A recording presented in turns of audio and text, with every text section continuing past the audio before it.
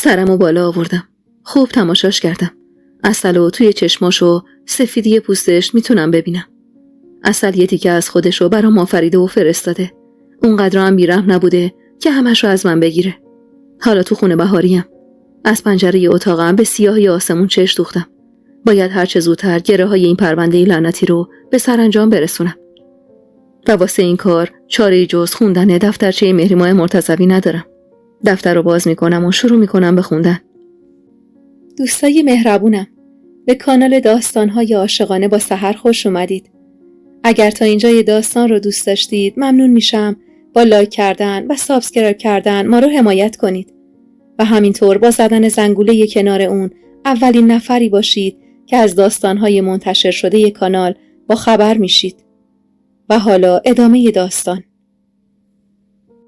نگفتی خانومی ماه اسفندیار میشی؟ و من فقط نگاش کردم و توی اون دقایق صادق ترین آدم روزگار با خودم بودم. به خودم گفتم دوستش دارم. من این غول گنده رو با همه تفاوتاش دوست دارم.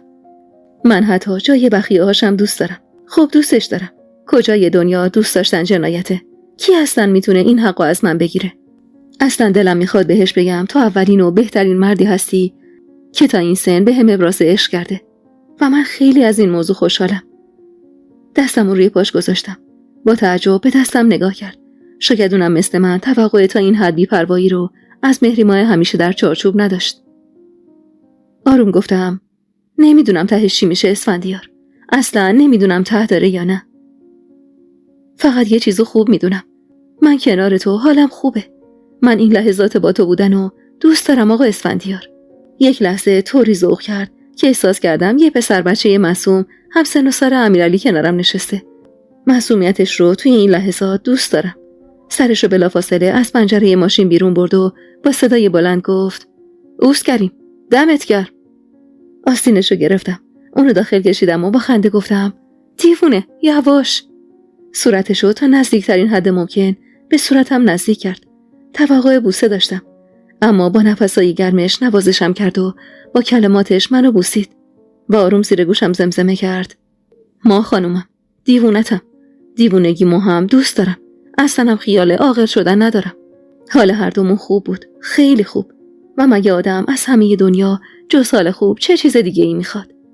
سر خیابونمون که رسیدیم ازش خواستم منو همونجا پیاده کنه اما با اعتراض گفت داخل کجا بذارم تنها بری تو این سیاهی؟ گفتم اسفندیار دلم یه جوریه. الان خیلی خلوته. یهو ممکنه یکی از همسایه ها ما رو با هم ببینه. تو محل درست نیست. متوجهی که چی میگم؟ کتشو برداشت و همزمان که از ماشین پیاده میشد گفت تو جلو بیفت من پشتت میام میرسونمت. خیالم که راحت شد میرم. با خنده پیاده شدم و به پل آبر پیاده مقابلم اشاره کردم و گفتم ببین اون ور پل دقیقاً کوچمونه. منم 1000 بار تا حالا این مسیر رو تنها رفتم و هیچ لولویی منو نخورده. یه تای ابروشو بالا داد و گفت اون وقتا ناموس اسفندیار نبودی. با حرصم دش رفتم. مشتی به بازوی بزرگ و محکمش زدم و گفتم هنوز هیچی نشده شروع کردی یا؟ اسفندیار خان زن آدم ملک و ماشین و حیوان خونگی نیست که مالکیت انحصاریشو اینطوری داد بزنی. شونه‌ای بالا انداخت و گفت زیر دیپلم حرف بزن ما خانومی. سوادم نمیکشه. با خنده و حرص گفتم گمونم سوادتون هر وقت به نفعتون باشه میکشه. درسته؟ خندید و اون خنده های معصومانه و قشنگش اجازه نمیداد بیشتر از اون دلخور باشم. من جلوتر میرفتم و اون پشت سرم میومد. نزدیک پل که رسیدیم ایستادم و با لبخند به بالای پل نگاه کردم. کنارم ایستاد و چند ثانیه نگام کرد و گفت آخ قربون خنده هات برم. یه پله بالا رفتم و گفتم اسفندیار جان اسفندیار میدونستی من یه ترس از بچگی دارم؟ چشماشو تنگ کرد تا جواب بگیره. یه پله دیگه بالاتر رفتم و گفتم از پل آبر پیاده همیشه میترسیدم. چند تا پله جلوتر رفت. دستشو به نرده گرفت و گفت میدم خرابش کنن خانومم. فردا تو اخبار میشنوی همه پلای تهرونو یکی رفته خراب کرده. بیا از خیابون بریم اصلا. خندیدم و اسیر دستش رد شدم و گفتم ترسیدم اما هیچ وقت عقب نکشیدم. بالاخره یا من روشو کم میکنم یا اون روی منو. حالا دقیقاً بالای پل ایستاده بودیم و تو دل تاریکی شب به چراغای قرمز ماشینایی که با سرعت در حال عبور بودن خیره شده بودیم. آروم گفتم همیشه با خودم میگم اگه یه هوپل خراب شه یا زیر پام خالی شه یا چه میدونم یکی از این بالا هلم بده پایین چی کار کنم. نزدیکم شد. دستش آروم دور کمرم حلقه کرد. منو به خودش محکم چسبوند و گفت اون وقت با هم دوتایی میافتیم و به چخ میریم. خندیدم و بیشتر خودمو بهش چسبوندم و سرمو به سینه‌اش فشردم. آخر ضربان قلبش که چه آرامشی بهم میداد. با خودم فکر میکنم کاش میشد اونقدر هم دیگر رو محکم در آغوش میکشیدیم که وقتی چشم باز میکردیم اندازه همین یه پیراهن فاصله هم وجود نداشت و اصلا ما دیگه یه نفر شده بودیم. با آرزوی بچگونم خندیدم و ازش فاصله گرفتم و گفتم آقای محترم ناسلامتی اینجا محلمونه، لطفاً فاصله استاندارد رو رعایت کن وگرنه پلیس بزرگراه خبر میکنم. حالمون به شدت خوب بود. هر دو میخندیدیم اما این پل حسود تاب نیاورد. با خنده برای پایین رفتن سمت بلاها دویدم. حواسم به پشت سرم بود، همون جایی که اسفندیار با فاصله و عقب‌تر و اون خنده مردونه و جذاب و اون چشمای مهربونش منو بدرقه میکرد. حواسم به اون بود که جلو رو فراموش کردم و یه مرتبه حس کردم به یه صخره برخورد کردم. بعد صدای افتادن پیاپی شنیدم. وقتی که برگشتم جز یه جفت چشم توی قامت مردونه سیاه‌پوش چیزی ندیدم. کنار چند تا کیسه با عصبانیت نشسته بود. ترسیدم و عقب رفتم که با حرص فریاد زد چه خبرت زنی که؟ بعد از جیغ زدن من همین یه جمله از یه دستفروش ساده خسته که من باعث افتادن کیسه هاشو پاره شدن اونا شده بودم باعث شد تا تیزی چاقوی زامندارشو به رخ بکشه. مردی بیچاره رو به نرده ها بچسبونه و با فریاد بگه چه گویی خوردی؟ خدایا بازی بسه. من و تو که با هم جنگی نداشتیم. تو خدایی، کدوم خدایی اینطور بندش رو بازی میده که در عرض 1 ساعت در اوج شادی به عرش ببره و بعد اونو در دل ترس و حقارت به زمین بکوبه؟ این چی بود که اتفاق افتاد؟ کدوم خدایی با امید و ناامیدی های بندش اینطور بازی میکنه؟ نه، شایدم خدا میخواد تو دل تاریکی این شب سیاه مثل انسی و آزاد چشمامو باز کنه روی حقایق. مرد بیچاره رو که رها کرد با ترس پا به فرار گذاشت و حتی کیسه هاشو هم جا گذاشت. روی پله نشستم و بروبروم زل زدم. دلم نمیخواست حتی دیگه گریه کنم. کنارم نشست و با نگرانی پرسید ترسیدی؟ با حرص و عصبانیت بلند شدم. فاصله گرفتم و گفتم دنبالم نیا. اینو گفتم و بلند شدم و راه افتادم به سمت خونه. همونجا ایستاده بود و مات و مبهوت رفتنم و نگاه میکرد بدون هیچ حرفی. حالا دیگه بارون شدت گرفته و این اولین بارونیه که اصلا دوستش ندارم که هیچ، ازش میترسم. 1 ساعت از اون 1 ساعت بعد از نیمه شب گذشته و عقربه های ساعت روی عدد 2 و 10 دقیقه در حال جون کندنن. نور بیجون و کمسویی از واحد طبقه 3 ساختمون روبرویی روی تنها درخت کوچه تابیده. نمیدونم واقعیت یا کابوس، اما احساس میکنم که دست کلاغ سیاه روی اون درخت نشستن و با چشمای قرمزشون به من نگاه میکنن. از پنجره دور شدم. لبه تخت نشستم و چشمم به سایه خودم روی دیوار روبروم افتاد. چقدر آشفتم. این آشفتگی منو دچار هراس بیشتری کرده. کلافه موهامو بالای سرم جمع کردم. گرممه. میدونم هوا سرده، اما من به شدت گرممه. دونه های عرق اونقدر روی تنم با شدت سر میخورن که خیال میکنم من الان زیر بارونم، نه توی خونه. ژاکتم رو از تنم در آوردم، اما همین تاپ 2 بنده نازکم گرماش منو آزار میده. دهنم خوش شده و این تنهایی داره کم کم ترسناک میشه. از اتاق زدم بیرون. بابا مثل همیشه جلوی تلویزیون کنترل به دست خوابش برده بود. کنترل آروم برداشتم و تلویزیون رو خاموش کردم. پتویی روش کشیدم. اتاق تاریک بود، اما صورت بابا روشن بود. چقدر دلم میخواست کنار بابا دراز بکشم، عین بچگیام، و سرم روی سینه‌اش بفشارم و بگم بابا میترسم، و اون منو مطمئن کنه که ترس معنا نداره. ای کاش هنوزم مثل بچگیام بابا رو قوی ترین مرد دنیا میدونستم و ازش کمک میخواستم تا منو از این برزخ، از این دودلی نجات بده. اصلا کاش بچه میموندم، اما همه اینا فقط یه کاش بود. با بغضی که راه گلومو بسته بود سمت آشپزخونه رفتم که چیزی زیر پام گیر کرد. به شدت دردم گرفت، اما واسه این که بابا بیدار نشه صدام در نیومد. خم شدم و ماشین کوچیک فلزی امیرعلی رو از روی زمین برداشتم. این اولین باری نبود که اسباب بازی‌هاش اینطور توی اتاق رها شده بود. مثل خودش که این روزا حتی مسا هم اونو رها کرده بود و بقیه خانواده هم از جمله خودم سرگرم مشغله هامون بودیم. آهی کشیدم و با خودم گفتم کاش دعای همیشگی مامان در حق امیرعلی استجابت بشه وقتی که میگه خدا آخر عاقبت این بچه رو به خیر کنه. بلند شدم و توی دلم نالیدم کاش خدا آخر عاقبت همه ما رو به خیر برسونه. کاش شر و بدی دور باشه ازمون، دور دور. لیوان آب و دستم گرفتم و گوشه آشپزخونه خزیدم. حتی توان سر کشیدن لیوان رو هم نداشتم. بغضم اونقدر بزرگ شده بود که راه گلومو بسته بود و حتی توان نوشیدن یه جرعه آب رو هم از من گرفته بود. تب کرده بودم و حالم بد بود. چشممو بستم تا برق وحشتناک نوک تیز چاقوی زامندار رو نبینم. خدایا چی شد که حتی یه ساعت از اون دقایق خوب و از خنده هامون نگذشته بود که این اتفاقشون پیش اومد. هفته ها از اون روز میگذره و من دلم نمیخواست توی این مدت از حال و هوای دلم و روزام چیزی بنویسم و ثبت کنم. مبادا سالها بعد از خوندن تصمیمات و رفتارای این چند هفته از خودم شرمنده شم.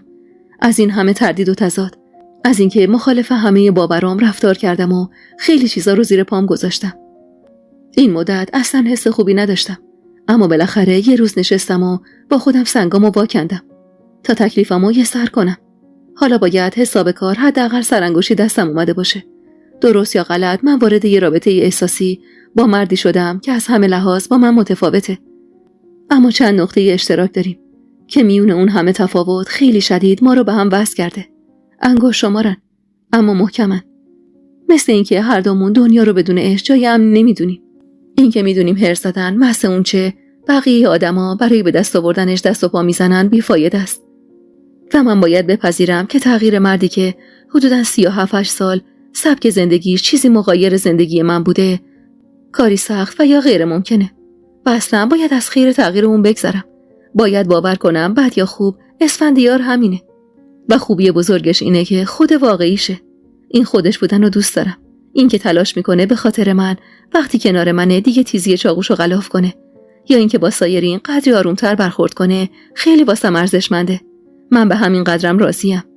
وقتی به پایان فکر نمی کنم همه چیز برام ساده تر و راحت تر و شاید قشنگتر میشه.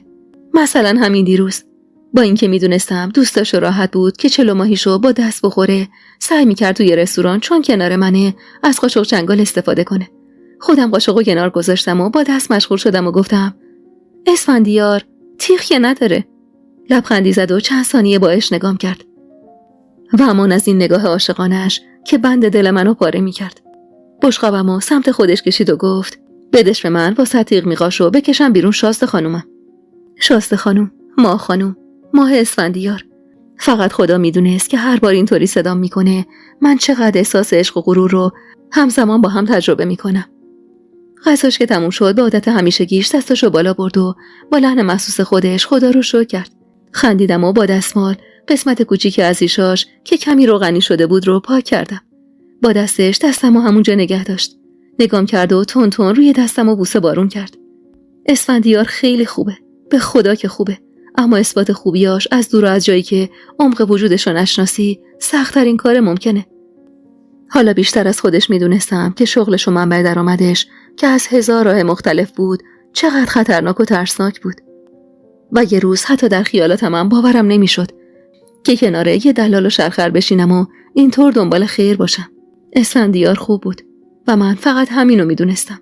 وقتی کسی از به دنیا آمدن یه بچه اینقدر خوشحال میشه نمیتونه آدم بدی باشه. تلفنم که زنگ خورد فکر کردم صبح شده و به رسم هر روز زنگ زده تا اولین صدای روزم خودش باشه. اما تاریکی پنجره و ساعت میگفت که هنوز چند ساعتی تا صبح باقی مونده. نیمه های شب بود. نگران گوشیمو جواب دادم. صداش غرق شادی بود وقتی میگفت عزتی بابا شده ما خانومم. یه دختر سیاه زشت اما دلبر. اسم دختر عزت و مریم واسه همین دلبر موند. از من خواسته بود کمکش کنم واسه به دنیا آمدن دلبر یه هدیه بخره. با ذوق توی طلا فروشی چند گوشواره کوچیک انتخاب کردم و مقابلش گرفتم و گفتم کدومش؟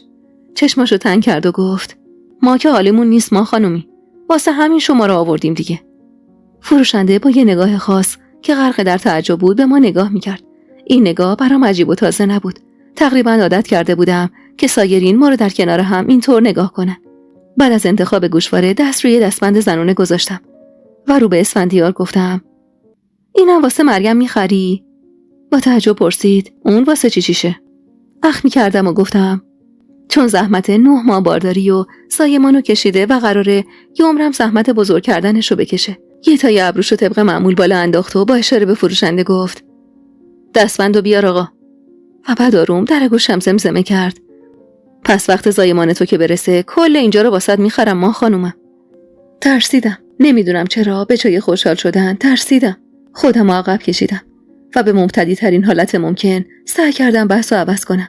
هنوز نمیدونم چرا وقتی حرف از آینده مشترک میزنه من اینقدر وحشت زده عقب نشینی میکنم. مگه نه دوستش دارم؟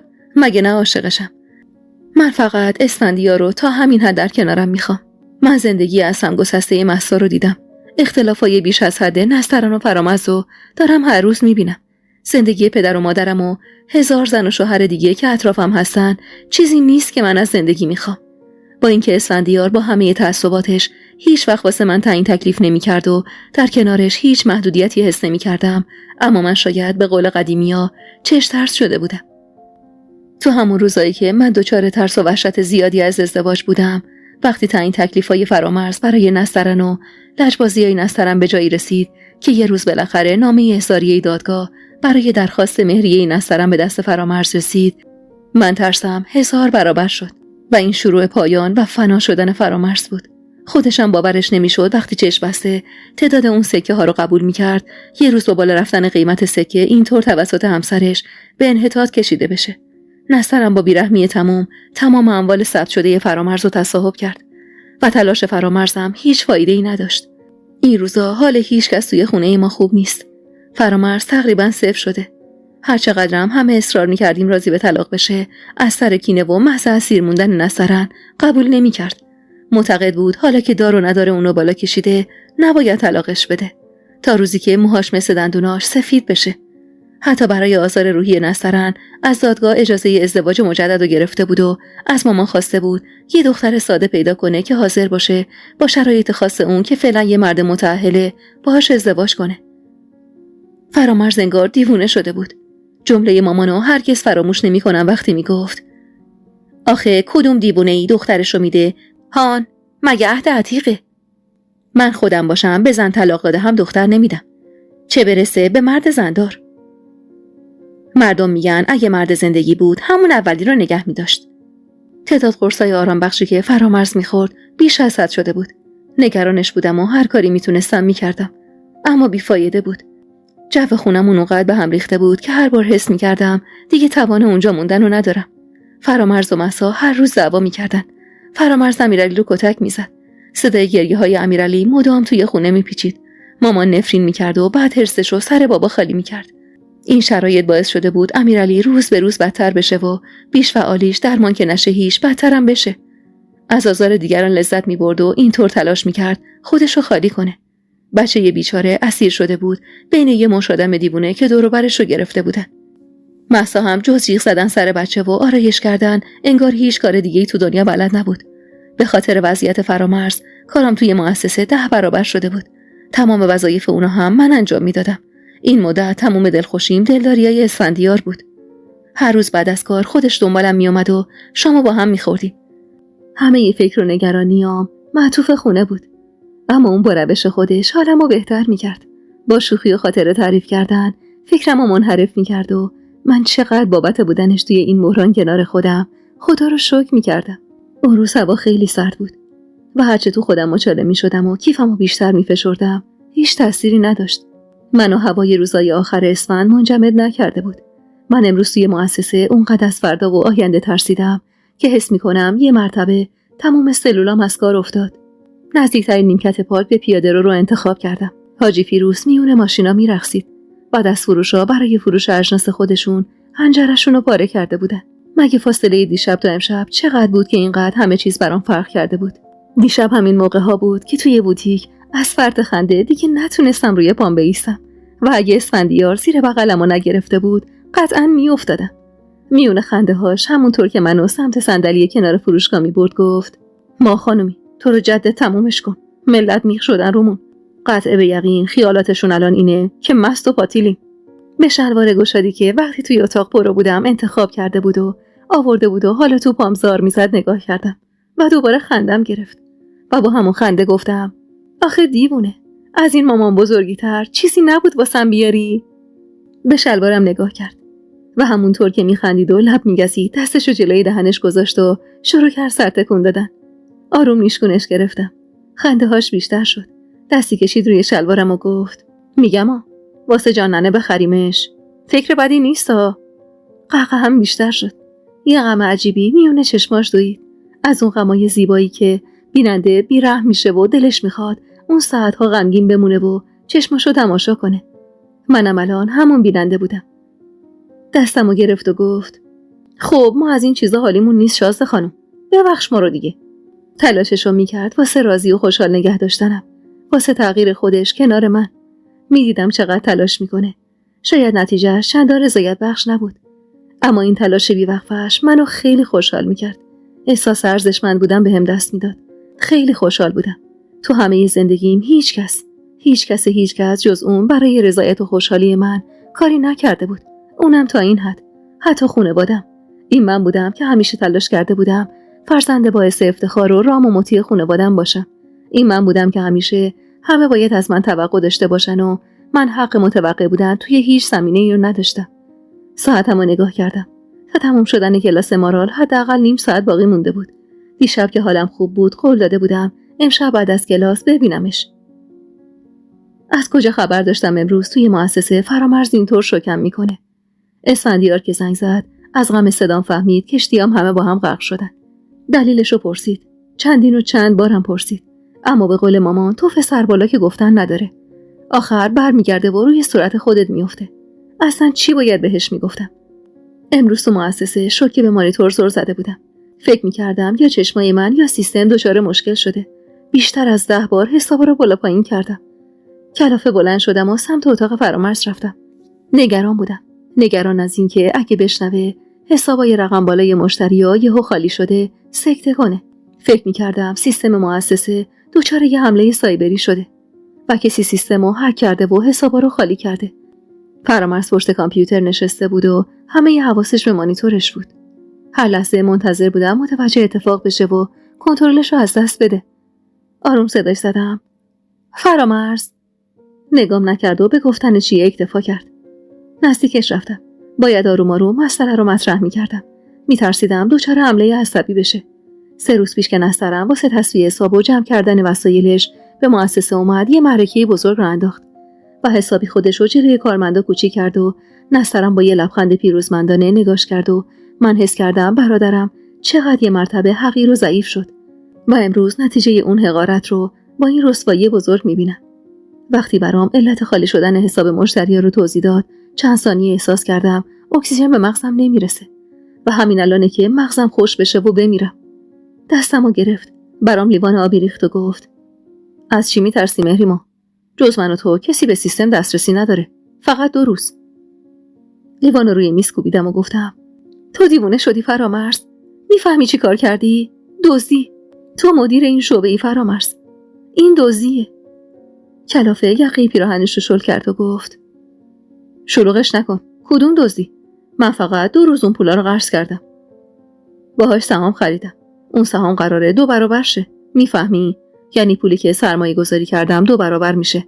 بعد پول مشتری‌ها رو به حسابشون برمیگردونم. سود رو هم میذارم جیبم، حالش رو میبرم. چشمکش وقتی بهم گفت تو رو هم ازش بی‌نصیب نمیذارم. حالمو بد کرد. اما بی توجه به حال بد من ادامه داد. دختر، اینا یه مش مرفع بی‌دردن. بذار از کنارشون ما هم یه لقمه بخوریم. هر چی تلاش کردم متوجه کارش کنم بی‌فایده بود. حرفامو نمیشنید و دیوانه‌وار و بی هیچ مرزی تصمیم به انجام این کار گرفته بود و اینکه مطمئن بود ظرف 2 روز اون سهام 2 برابر میشه منو بیشتر میترسون. یعنی فرامرز به کی رفته بود؟ به مامان یا بابا؟ بابا که همیشه به ما درس زندگی کردن داده بود. به اینکه به حق خودمون راضی باشیم. به اینکه چشم به جیب کسی نداشته باشیم. مامانم که همیشه نگران حلال و حرام بود. من خانواده مذهبی نداشتم، اما این چیزا واسمون خیلی مهم بود. اسفندیار دوباره زنگ زد. جواب ندادم. خجالت میکشیدم. اصلا روی حرف زدن با اونو نداشتم. وقتی یکی از اون حسابای سنگینی که برادرم به اون دستور زده بود متعلق به اسفندیار بود، من با چه رویی باید باهاش حرف میزدم؟ چطور باید میخندیدم و پنهون میکردم خواهر چه آدم بیشرفیم. وقتی 6 ماه تموم بود که واسه اسفندیار از شرف و انسانیت میگفتم. اون شب وقتی مارال از تصمیم مادرش برای دعوت من به جشن مرسوم به حمام زایمان مریم تو روز جمعه گفت، مطمئن بودم که از هیچ لحاظ توان رویارویی ندارم. این بار مصمم بودم که هر طور شده نرم.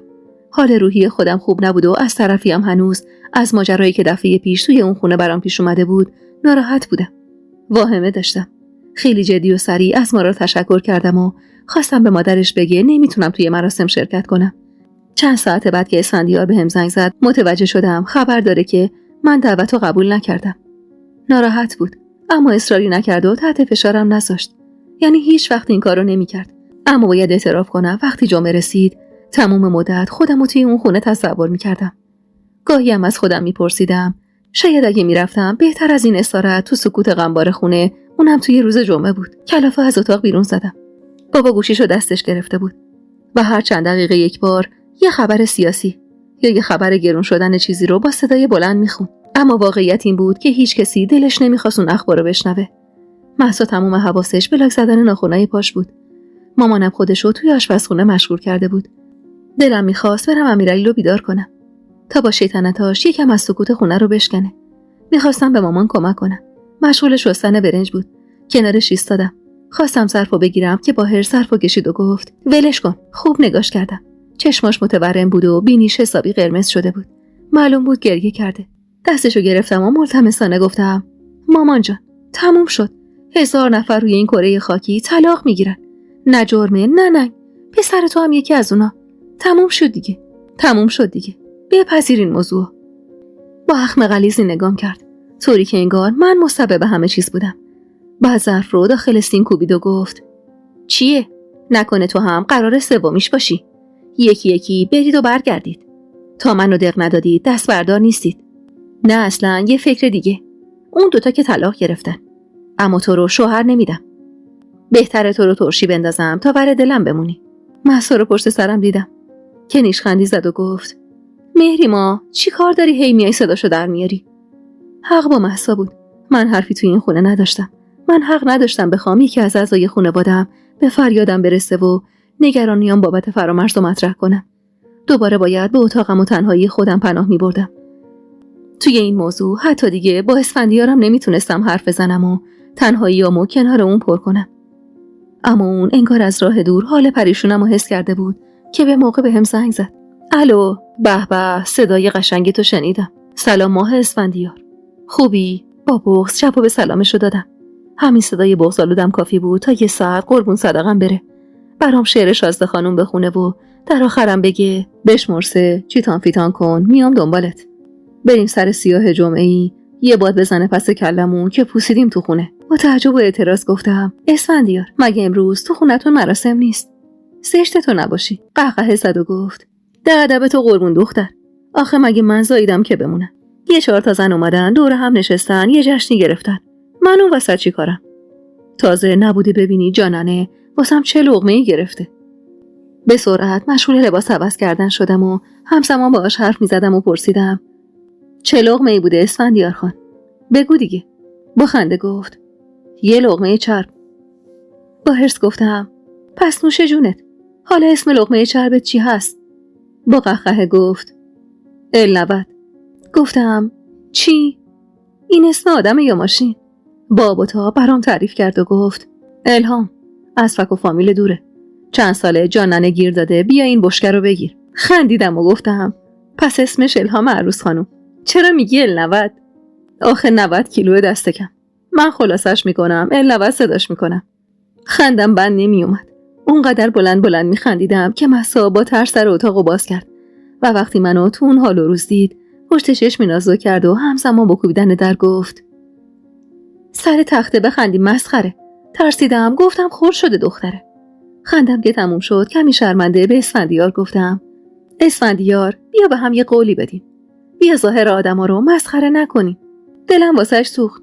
ندیدمش اما حتما یه مشکلی چیزی داره که اینقدر چاقه. اصلا به من و تو چه؟ دوباره قربون صدقم رفت و تند و پشت سر هم میگفت چشم ما خانومی من قول میدم 2 ماه دیگه با تو بگردم بیان مجسمه‌مو به عنوان شیخ ادب زارت بذارم وسط میدون آزادی. خنده های من لحظاتی که اسفندیار کنارم بود یا تلفنی با هم حرف می‌زد تمومی نداشت. اون روز برام یه دسته گل بزرگ خریده بود. روزای بزرگ و سرخ.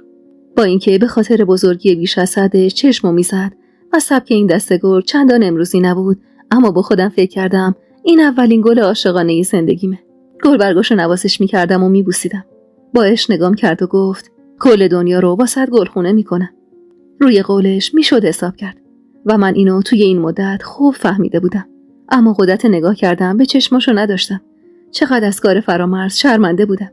حس گناه مثل یه زنجیر دور گلوم هر لحظه بیشتر و بیشتر پیچیده میشد. امروز وقتش نبود. اسفندیار، امروز وقتش نبود. شاید حالا هم وقتش نبود. غرق شور بود و یه نوع نگرانی یا هیجان هم توی همه حرکاتش مشخص بود. حتی برعکس همیشه قصه‌شو هم کامل نخورد. یه مرتبه تو رستوران بشقابشو کنار گذاشت و گفت این مارالمون تیر غیب خورده، یه کارایی یادمون داده. هی دارم بالا و پایین میکنم اما میبینم هیچ جوره به فنت و شمایل ما نمیخوره ما خانم. با تعجب نگاش کردم و گفتم چه کارایی؟ یه خنده شیرین روی لباش نقش بست. بعد من زور زد و گفت فیلم زیاد میبینه، اما میدونی چیه؟ من اینجا اصلا یه جوریه واسم نمیتونم حرفمو بگم. بعد بلند شد و دستمو گرفت و بعد از حساب کردن صورت حساب رستوران سریع از اونجا خارج شدیم. ماشین سمت دیگه خیابون پارک شده. دستمو گرفت و وقتی وسط بلوار رسیدیم، دقیقاً میونه شمشادای فضای سبز کوچیک وسط بلوار، قبل از اینکه نیمه دیگه بلوار رو طی کنیم و به سمت ماشین برسیم، میونه هیاهوی سر و صدای خیابون که صدا سخت به گوش میرسید نگام کرد. دستمو محکم فشرد و یه مرتبه گفت خانم ما میشی؟ شنیدم، اما اونقدر جا خوردم و گنگم که فقط نگاش میکنم. اما اون فکر میکرد صداشو نشنیدم. دوباره و دوباره تکرار کرد. خوشحال بود، چشماش برق میزد، اما من ترسیده بودم. اون چه که از اول میترسیدم بالاخره پیش اومد. من توقعشو نداشتم. من به قول خودش سگرمهام از شنیدن حرفش توی هم پیش خورد. دستم رو آروم از دستش بیرون کشیدم و کمی فاصله گرفتم. اما اون نزدیکم شد. دستشو دورم حلقه کرد و گفت تا برسیم اون بر خیابون وقت داری فکر کنی به همون بله بدی. رسیدیم. کنار ماشین ایستاد. روی سقف ماشین با شادی ضرب گرفته بود و میخون عروس خانم بله رو بده، بله رو بده. نگاش کردم. مهری ماهی که 6 ماه با سختی از خودم دور کرده بودم با قدرت برگشته بود. روبروم ایستاده بود و نیشخند میزد و میگفت چیه؟ بهت برخورده؟ بی عقل، حقته. عشق و عاشقی رو انداختی که چی؟ که تهش یه اهل همه جور خلاف، اونم از نوع زن و بچه دار، وسط خیابون بهت دستور بده زنشی؟ بیا دیگه، بپر بغلش زنش رو. دامن گلدار بپوش بین اون خاله زنکا بشو عروس مثلا خوشبخت. حواستم باشه خطا نکنی یا. طرف هم هیکلیه هم بی‌عصابه. میزنه با زمین یکیت میکنه. یهو بغض کردم و با خودم گفتم چی میگی مهریما؟ خجالت بکش.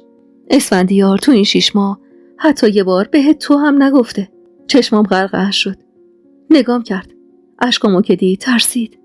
تلخ خندیدم و گفتم نه اسفندیار، نه من اهل ازدواجم، نه ما دوتا تیکه مناسب ازدواج واسه هم. و هنوز جملم تموم نشده بود فرو ریختن این کوه عظیم رو مقابل چشمام دیدم. من دیوانه‌وار شبیه کسی بودم که پای دار قالی نشسته و بدون توجه به نقشه قالی فقط میبافه و اون شونه آهنی رو محکم روی بافته‌هاش میکوبه تا شاید حداقل یه گلو بتونه درست رج بزنه. زور زده بود تو چشمام و نفسای عمیق و پردردش رو به خوبی حس میکردم. اما من چی؟ من فقط میبافتم و دلیل میآوردم. دلیل برای این جواب رد، دلیل برای نخواستن ازدواج، دلیل برای به هم نیومدنمون، دلیل برای اینکه باور کنه با هم یکی شدنمون فقط یه خیال باطله. حرفم که تموم شد بعد از دقیقاً 3 ثانیه سکوت در ماشین رو باز کرد و قبل از نشستن پشت فرمون گفت بشین. احساس کردم این رابطه واسه همیشه تموم شده و من حق ندارم از اون بخوام با من مثل گذشته رفتار کنه و مهربونی خرجم کنه. از شیشه با حسرت به دست گل قرمزم روی صندلی عقب ماشین نگاه کردم. کیفم رو روی شونم جابجا کردم. آهی کشیدم که از نهادم بلند میشد. به سمت ماشین خم شدم. آروم چند ضربه به شیشه زدم. شیشه رو پایین کشید.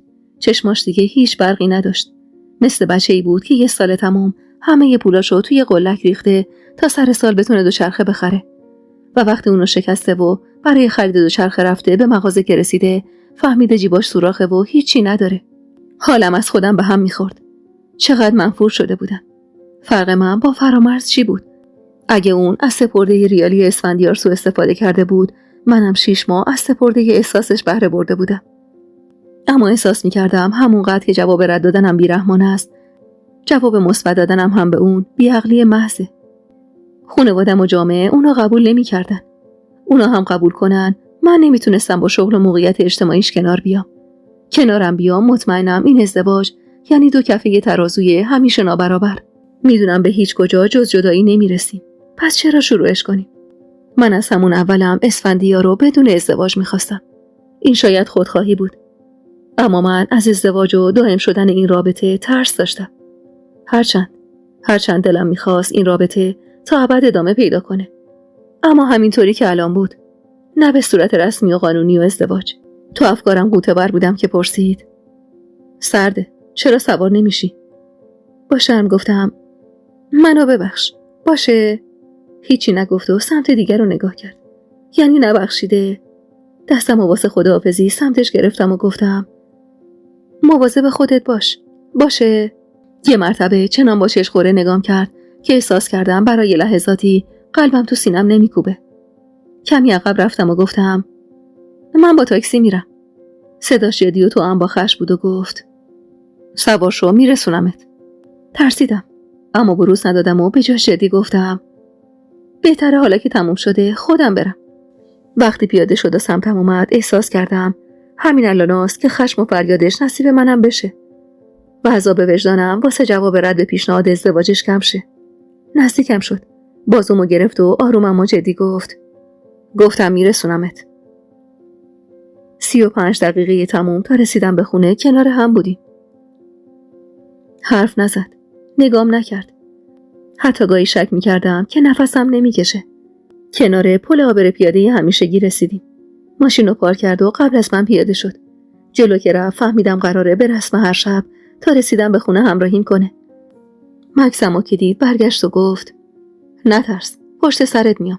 حرفم نمیزنیم که باعث خجالتتون نشیم. با این حرفش خجالتم داد. با این جمله‌اش آبم کرد. اشکم از گوشه چشمم سرازیر شد. سرشو پایین انداخت و در عقب و باز کرد و دست گل و سمتم گرفت. آروم گفتم این هنوز مال منه؟ یعنی میتونم ببرمش؟ تلخ خندید. انگار میخواست اشکاشو پشت خنده‌هاش پنهون کنه. بدون هیچ حرفی گلو به من سپرد و سمت پله ها رفت و منتظر شد من جلوتر برم. هر قدم که جلوتر میرفتم و ازش فاصله میگرفتم قلبمو بیشتر جا میذاشتم. بیشتر تنها میشدم و بیشتر از هر چیزی از تصور شبای بعد که بدون اون باشم میترسیدم. اونقدر که یه جا ایستادم و حس کردم اکسیژن توی ریهام تبدیل به سنگ شده و من نفس کم آوردم. کاش نمیگفت. کاش هیچ وقت نمیخواست ازدواج کنیم. کاش همیشه همینطور با هم میموندیم. کاش. کاش. متوجه شدم که اونم دورتر متوقف شده. خواستم برگردم. خواستم بمونم. خواستم تا ابد داشته باشمش. بند وجودم تشنه اون بود. میخواستمش. آغوششو میخواستم. خدایا این پل چرا شبیه قبر من شده؟ این تردید، این برزخ منو امشب حتما میکشه. نگاش کردم. نمیتونم.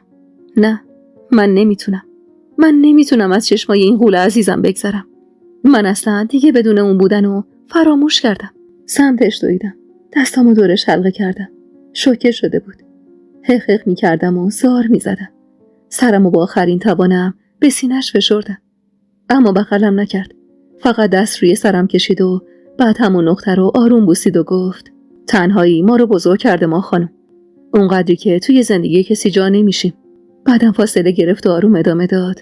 برو. منم عقبت میام. من باختم. من روشن‌ترین آدم زندگیم رو با دستای خودم به شب سپردم و باختم. باز اسیر اتاقم شدم. و تنها دلخوشیم این روزا 2 چیز بود. یکی عطر رزای سرخی که کم کم شبیه قلبم در حال سیاه شدن بودن و دومیم عطر خودش. عطر مخلوط با بوی سیگار خودش که وقتی رو سرم دست نوازش کشید و بوسه زد، ردش روی شالم مونده بود. اما اونم کم کم داشت از روی شالم میپرید. دلم میخواست بوی اون قسمت از شالم رو که دستای مردونش روی اون کشیده شده بود رو تا ابد میتونستم همونطور نگه دارم و هر ثانیه بو بکشم و از بویدنش غرق در لذتی دردناک شم. و نوای خواننده ترش زبونی هم که بسا داره آهنگ اون رو پخش میکنه مجلس ترحیم قلبم رو امشب مفصل‌تر کرده. همراه با سوز صدای زن خواننده ناله میکنم برو. بعد به معنی بند شعر که فکر میکنم به این نتیجه میرسم که با بعضی از شعرها باید فقط مرد. زنده بودم بعد از اون حرام میشه. معنی ترانه‌اش اینطور بود: وقتی تصمیمت رفتنه نایست، برو. فکر من نباش، راحت باش. میتونم تنها بمونم. تو هم میدونی هیچ تلخی تا همیشه ادامه پیدا نمیکنه. حتی میتونم دوباره عاشق شم. میدونم حق با توه. پس برو، نترس. میتونم با تو فقط دوست بمونم. واقعیتش اینه که خیلی وقت بود میخواستم از تو جدا شم. برو، برو. اما نه، حال من با این ترانه فرق داشت. دلم میخواست بگم نه، نرو. لطفاً وایسا. نرو و بمون. دروغ گفتم. این که گفتم راست نبود. برای جدایی اصلاً حاضر نیستم.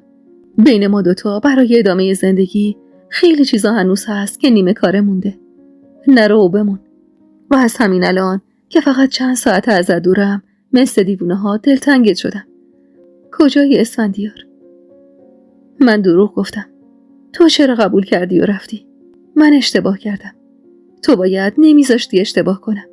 عصر امروز صدای قهقهم مهسا رو به اتاقم کشون و امشب صدای حقیقم وحشت زده سراغم اومد. با دیدنم شوکه شد. شونه هامو گرفت و محکم تکونم داد. ناله کردم. دروغ گفتم. بهش دروغ گفتم مهسا. با وحشت التماسم میکرد که به خودم بیام.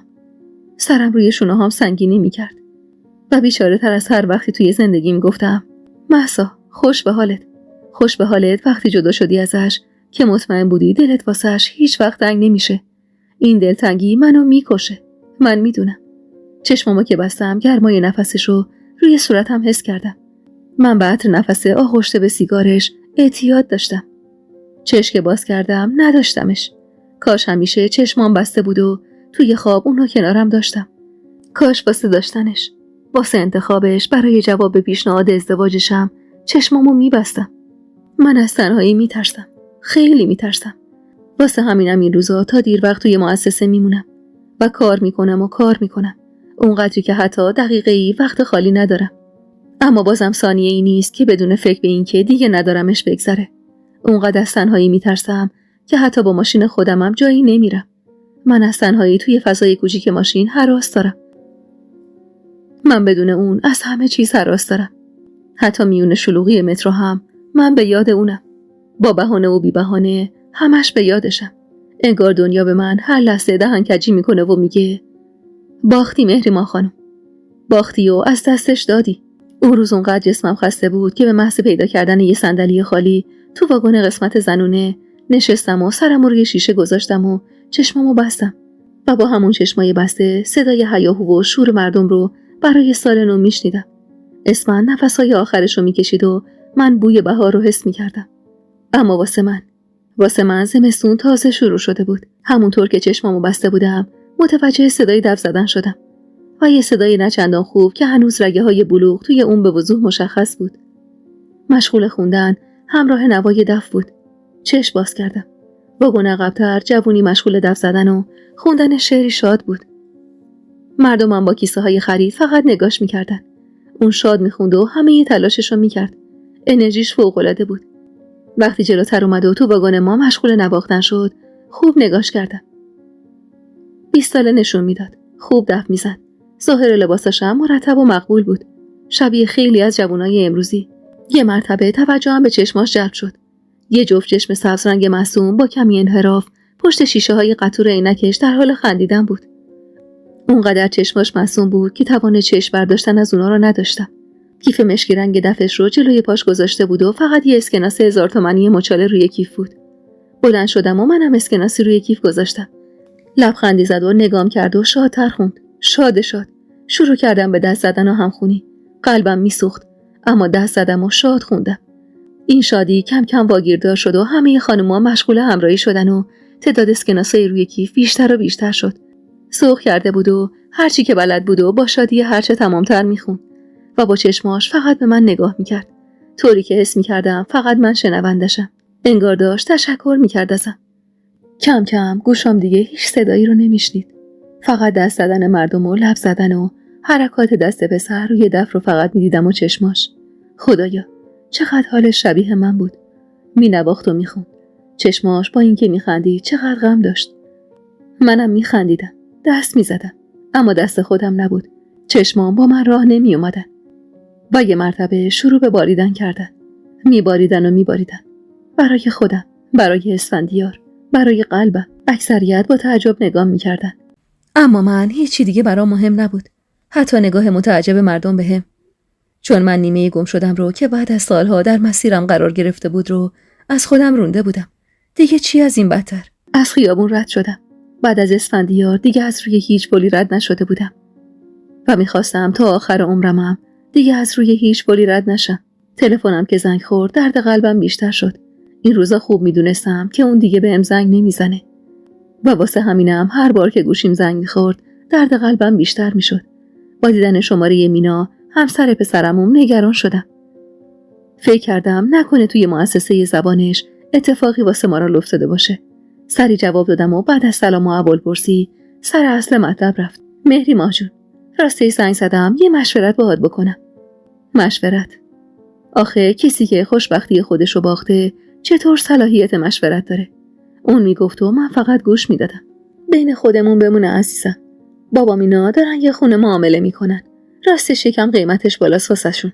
امروز داشتم با مامانم بحث میکردم که چرا لقمه بزرگتر برداشتن که از پسش برنیاد. این دختر مارال تو دفتر منتظر بود بیان دنبالش. حرفامو شنید. یه چیزایی گفت فکرم مشغول شده. با اضطراب پرسیدم چی؟ هیچی. دختره میگه یکیو میشناسه، پول بهره‌ای هر چقدر هم بالا باشه میده و وثیقه میگیره. گفتم مارال کیو میشناسه؟ اون بچه‌ست. چی از این حرفا حالیشه؟ والا فکر منم مشغول همینه. آخه بس 300-400 میلیون پوله. اما با خیال راحت گفت میدونه طرف این پولو میده، بهره‌شو میگیره. ترسم تبدیل به خنده‌های عصبی شده بود و گفتم خب نگفت این نزولخور محترم کیه؟ هر لحظه منتظر بودم اسم اسفندیار رو بشنوم و بیشتر نابود بشم که گفت چه میدونم، یه شماره بهم داده، میگه شماره مادر طرفه. زنگ بزنم از مادر، شماره پسرش رو بگیرم. انگار مادر همسایه‌شونه. اسمش عجیبه، جردن. بی اختیار نفس راحتی کشیدم و گفتم حتما اسم کاریش خوب. مهری ما، من میترسم مامانم اینا رو ندیده و نشناخته بفرستم پیش طرف. یه پرسجو واسم میکنی؟ از مینا توقع همچین تصمیمی رو نداشتم و خیلی جدی پرسیدم مینا جان، من قصد دخالت ندارم، اما به نظرم این کار چندان صلاح نیست. بالاخره خودت بهتر میدونی این قش چقدر خطرناک و طمع‌کارن. اصلاً میگم چرا واسه وام اقدام نمی کنی؟ که گفت وای میدونی چقدر طول میکشه؟ میگم که باید فوری پول بدم و خریدار. بعدم نمیخوام خانواده شوهرم بفهمن. متوجهی که؟ با خنده گفتم منم خانواده شوهرتم و بالا مهربونی گفت تو حسابت با بقیه جداست، دهنت قرصه، خودتم یه دونه ای. مهری ما، بیا فردا یه سر بریم ببینیم اصلا طرف کیه و شرایطش چیه. میای؟ اونقدر تو صداش عجز و نگرانی بود که نمیتونستم نبگم. اصلا دلم راضی نبود که اون تنها همچین جایی بره. در آخرم سفارش کرد راستی به کس و کار این دختره نگی به ما شماره داده ها. تفلک میگفت مادرش اگه بفهمه واسش دردسر میشه. روزای سرخم کاملا خوش شدن. بوی عطرش از روی شالمم کاملا پریده. مامان هر بار اصرار داره سبد گلو دور بندازم. غر میزنه که از گل خوش بعدش میاد. اما من قسمش دادم هیچ وقت به روزای بیچارم دست نزنه. اون که نمیدونه من شبا با این روزا تمام نگرانی و قصه هایی که یه روزی با فرامرز میگفتم و میگم. در مقابل برج بزرگ با اون معماری خاص آبی و شیشه‌ای توی یکی از فریای خیابون جردن من و مینا فقط به هم نگاه میکردیم. یه بار دیگه شماره و اسم برج رو نگاه کردم. اما بازم شک داشتم. دوباره از مینا پرسیدم مطمئنی همینجاست؟ اونم مثل من مبهوت عظمت و زیبایی برج بود. و زیر لب گفت به خدا هر کار کردم مادرش شماره نداد که، فقط اسم همین برج رو داد. پیرزنه اصلا اعصاب نداشت. تا گفتم شماره آقای جردن رو میخوام شروع کرد به زبون خاصی با عصبانیت یه چیزایی گفتن. منم فقط 2 کلمه از حرفاش فهمیدم. یکی اسم این برج بود، اون یکی هم فکر کنم مجید بود. بعدم رفتم سرچ کردم توی اینترنت. آدرس اینجا اومد. ریموت ماشین رو زدم و چند قدم سمت برج برداشتم و گفتم شاید اسم یارو جردن نباشه، چون برجش توی خیابون جردنه اسمشو اینجوری میگن. کلافه سمتم اومد و گفت وای مهریما، منم عین تو. خب صبر کن بریم تو میفهمیم چی به چیه. خیال میکردم رفتم به اون برج کار آسونیه، اما وقتی چند تا نگهبان سد راهمون شدن و با پرسشای متفاوت حسابی سردرگممون کردن، متوجه شدم حالا موفق به دیدن این مستر جردن نمیشیم. مینا عصبی رو به یکی از نگهبانا گفت آقا من کارم واجبه، حتما امروز باید ایشونو ببینم، چرا متوجه نیستید؟ نگهبان اون رو به سمت خارج برج هدایت کرد و گفت خانم محترم باید وقت ملاقات میگرفتین. جلوی مینا وایسادم و گفتم خب میشه همین الان وقت ملاقات بهمون بدید؟ با باز شدن در آسانسور برج تمام توجه نگهبانا سمت مردی رفت که همراه چند تا نگهبان که یه دست لباس پوشیده بودن از آسانسور خارج شد. نگهبان آروم زیر لب گفت خواهش میکنم ساکت باشین، خودشون تشریف آوردن. باید اعتراف کنم توجه من و مینا هم بی اختیار به سمت مرد جوان رفت که مشغول حرف زدن با تلفن بود. نگهبانا با یه احترام خاصی کنارش منتظر ایستاده بودن. قد متوسطی داشت، چندان بلند نبود. هیکلش ورزیده بود. کت و شلوار بسیار خاص و شیکی به تن داشت و انگار ساعتها روی موهای صاف و مشکیش کار شده بود که اینطور خاص به سمت بالا آراسته شده بود و برق میزد. پوستش روشن بود و توی این چهره روشن ابروهای مشکی پیوندی و چشمای درشت مشکیش بیشتر به چشم می‌خورد. در کل صورت و اندام معمولی داشت و شاید به خاطر پوشش یا استایل راه رفتنش بود که اینطور توجه من و مینا رو جلب کرده بود. مینا به پهلوم زد و آروم در گوشم با حالت مسخره‌ای گفت میگم این خودشون به چشم برادری خوبه ها، اما تو برادرانه نگاش نکن. خندم گرفت و گفتم چشم پسرمون روشن، بیا تا موقعیت نصیبمون شده بریم این خودشونو ببینیم. اینو گفتم و منتظر نمودم و جلو رفتم. وقتی تلفنش تموم شد به قصد خارج شدن همراه نگهبانا راه افتاد. با صدای بلند گفتم ببخشید جناب. نگهبانی که چند دقیقه پیش صد راهم شده بود با چشم قره نگام کرد، اما خودش که نمیدونم اصلا چطور باید صداش میکردم متوقف شد. چشماشو ریز کرد و با یه نگاه به نگهبان گفت این کیه؟ از اینکه منو این خطاب میکرد و اینطور نگام میکرد اصلا خوشم نیومد، اما حوصله این که مینا بخواد دوباره منو تا اینجا بکشونه رو نداشتم و میخواستم همین امروز همه چیزو فیصله ببخشم. واسه خاطر همینم سعی کردم خوددار باشم. کمی جلو رفتم. نگهباناش مقابلم ایستادن. حرصم گرفت. با این حرکت احساس یه تروریست رو داشتم. به سختی گردن کشیدم تا بتونم از درز بازوی 2 نگهبان پرنس جان خودخواهو ببینم. ناخودآگاه از اینکه تو دلم اونو پرنس جان خطاب کرده بودم خندم گرفت. اما خندمو خوردم و گفتم سلام، وقتتون بخیر. اگه اجازه بدید خودمو معرفی کنم. نگهبان با اعتراض گفت خانم، بهتون گفتم که مستر امروز وقت ندارن. باید وقت بگیرید. برگشتم و با دیدن صورت رنگ پریده و ناامید مینا عزمم رو جزم کردم که بگم فقط چند دقیقه. دیدم که نگهبان رو کنار زد و با اخمی که سرشار از غرور بود گفت من به هر کسم که وقت ملاقات میدم فقط چند دقیقه است. واسه همون چند دقیقه ماه هاست که خیلیاتون نوبتن. نفس عمیقی کشیدم تا بتونم آرامشم رو حفظ کنم و محترمانه گفتم میشه این بار لطف بفرمایید و به بزرگواری خودتون چند دقیقه از وقتتون رو به ما ببخشید. پدر دوست من چک دادن و فقط تا شنبه وقت دارن و بچه کشون برگشت میخوره، یعنی عملاً ما فقط 2 روز وقت داریم. و بعد با کمی مکث ادامه دادم خواهش میکنم. چاره دیگه ای نداشتم. با اینکه میدونستم این کار اشتباه محضه، اما بعد از شنیدن صدای گریه های پدر مینا پشت تلفن و فهمیدن وخامت اوضاع کار دیگه ای از دستم بر نمی اومد. تازه اینجا آمدم پیشنهاد من که نبود، پیشنهاد خود مینا بود. مینا گفته بود با یه فرصت 1 ماهه و پیدا شدن مشتری خونه رو میفروشه و میتونه تسویه حساب کنه. با یه حرکت خاص آستینای هوتشو بالا زد و رو به یکی از نگهبانا گفت اینا رو رد کن برن. بعد سرش رو پایین انداخت و از سر خارج شد. تا به حال اینقدر شخصیتم خورد نشده بود. مینا بغضش ترکید و من در مونده فقط به نگهبان نگاه میکردم. انگار دلش واسمون سوخته بود. با یه لحن کمی ملایم‌تر گفت: خانم، از اینجا برید. محال ایشون قبول کنن بدون وقت قبلی و معرف کسی رو ببینن. شما هم که هیچ کدومش رو ندارید. چشمم گرد شد و پرسیدم: معرف؟ این دیگه از کجا در اومد؟ اصلا این بابا مگه کیه؟ مینا که انگار چیزی به ذهنش رسیده بود جلو اومد و دست منو گرفت و به آرامش دعوتم کرد و گفت: مهریما، خب مادر این آقا مگه همسایه مارالینا نیست؟ حتما اونو میشناسه دیگه. و بعد رو به نگهبان گفت: سفاری، بگید ما رو سفاری معرفی کرده. با شنیدن فامیل سفاری چشمای نگهبان کم مونده بود از صدقه بیرون بزنه و سریع توی گوشیش گفت: بچه‌ها به مستر بگید اینا میگن از طرف سفاریان.